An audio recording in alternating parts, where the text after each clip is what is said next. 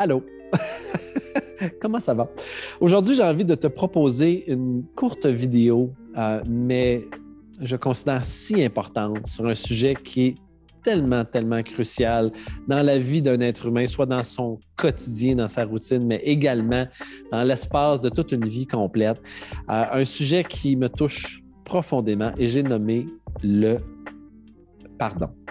Je ne sais pas si ça t'est déjà arrivé dans ta vie. En fait, forcément, ça t'est déjà arrivé parce que tous les êtres humains se retrouvent un jour ou l'autre confrontés à un autre être humain qui les fait chier, qui les fait suer, qui leur fait la vie dure, ou encore dans leur passé, quelqu'un de leur famille, quelqu'un dans les proches, dans leur environnement, dans leur entourage, qui les a fait souffrir, qui les a blessés, qui les a stigmatisés.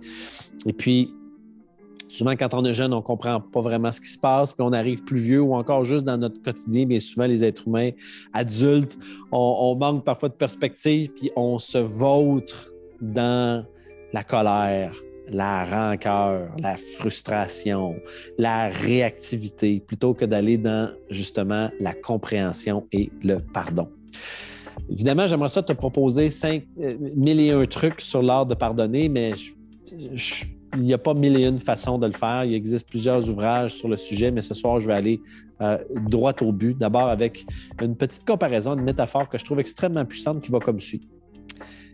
Quand tu en veux à quelqu'un, quelqu'un qui t'a blessé, quelqu'un qui t'a trahi, quelqu'un qui t'a affligé, quelqu'un qui t'a abandonné, rejeté, peu importe, qui t'a fait souffrir, quand tu en veux à une personne puis que tu gardes cette énergie-là dedans de toi, que tu alimentes cette énergie-là, c'est un petit peu la même chose que de prendre un charbon dans le feu, là, un charbon ardent, brûlant, puis de le tenir dans ta main pour le lancer à cette personne-là pour la punir.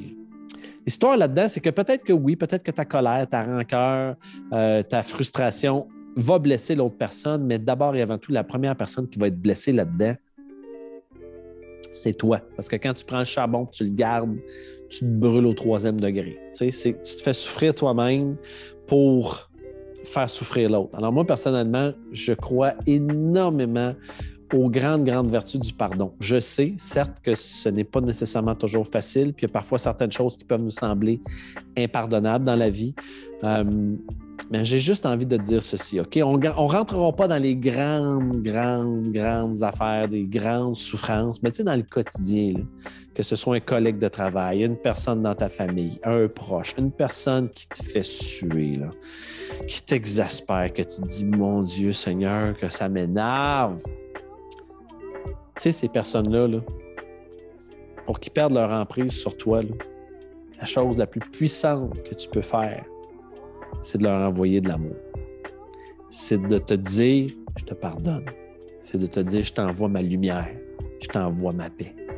Puis je t'encourage énormément à le faire. Puis peut-être qu'aujourd'hui, tu écoutes cette vidéo-là, puis c'est arrangé avec le gars des vues, c'est aligné avec les étoiles, tu avais besoin de m'entendre parce qu'il y a une personne dans ton entourage qui t'exaspère, qui te vampirise de ton énergie, que c'est difficile de gérer tout ça, mais la meilleure chose que tu puisses faire, c'est de dire, tu dis le nom de la personne X, je te pardonne. Je t'envoie de l'amour. Je t'envoie ma paix. Et je te dis, si tu le répètes avec le moindrement de conviction, ça va t'apporter une mesure de paix. Ça va te permettre de t'apaiser. Ça va te permettre de relâcher tout ce poison-là que tu peux garder en dedans de « je comprends pas, puis comment qu'elle a pu faire, comment qu'il peut même faire ça, puis comment qu'elle a pu penser, quoi qu'elle a pensé de me faire ça, puis tout qu'elle m'énerve, puis il est pas correct avec moi. » Décroche de tout ça. Tu n'as pas du contrôle sur ce que les autres font, mais tu as du contrôle sur comment toi tu réagis à ça.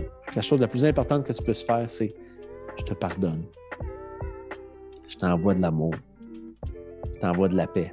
Tu sais, bien souvent, quand les gens agissent avec nous d'une certaine façon qui nous blesse, c'est parce qu'eux-mêmes, ils sont en souffrance. Puis une personne qui est en souffrance, elle ne va pas exprimer la meilleure version d'elle-même parce que justement, elle est en souffrance. Puis bien souvent, parce qu'elle est en souffrance, à un niveau inconscient, elle essaie de propager sa souffrance chez les autres pour amoindrir sa propre souffrance en se comparant. C'est plate, hein? Mais bien souvent, c'est comme ça. Alors, quand tu n'embarques pas dans ce jeu-là, puis au contraire, tu dis, je t'envoie de l'amour, puis je te pardonne, puis je comprends que tu sois en souffrance, c'est correct. Ça enlève beaucoup de pouvoir à toute cette énergie-là. Ça te libère, puis ça te fait prendre de l'altitude, ça te fait gagner en conscience, ça te fait gagner en sagesse. Je le sais, il y a bien de monde, je suis persuadé qu'il y a bien du monde qui vont m'écrire oui, mais. Je comprends. Il y a toujours une bonne raison pour ne pas pardonner. Il y a toujours une bonne raison pour dire là, il faut que je mette mes limites, il faut que c'est ou ça. Je comprends. Mais ultimement, outre tout ça, je pense qu'une des affaires les plus importantes, c'est d'apprendre à dire je te pardonne. Je te laisse aujourd'hui avec une petite métaphore que je trouve extrêmement puissante. Okay? C'est l'histoire d'un cobra qui rentre dans une menuiserie. Et le cobra se faufile et il vient à un moment donné où il voit un objet scintillant au loin. Il s'approche de l'objet scintillant, puis il est tellement hypnotisé par cet objet scintillant-là qu'il décide de s'enrôler, de s'entourer autour de l'objet. Ce qu'il ne sait pas, c'est que l'objet scintillant, c'est une aiguine, c'est une scie à main. Alors, il s'entoure, il l'enlace au maximum, puis là, ben, il a juste envie de l'enlacer un petit peu plus, c'est encore plus serré, fait qu'il serre. Il serre un petit peu plus, puis il serre un petit peu plus, mais là, plus il serre, plus ça fait mal. Fait que là, il est comme, voyons donc, ça me fait mal. Puis là, il dit, je vais y montrer, moi, cette affaire-là, c'est qui le boss. Fait qu'il serre encore plus fort, puis plus il serre fort, plus ça y fait mal. Puis plus ça y fait mal, plus il devient en colère, puis plus il serre fort. Jusqu'à ce que, ultimement, il décide de faire puis s'en aller et guérir. Parce que s'il continue à serrer, puis à se lacérer, puis à se couper, non seulement il n'allait pas guérir, mais il allait empirer la situation.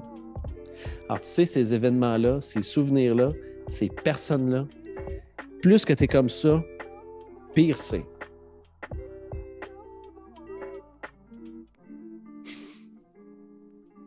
Bonne semaine.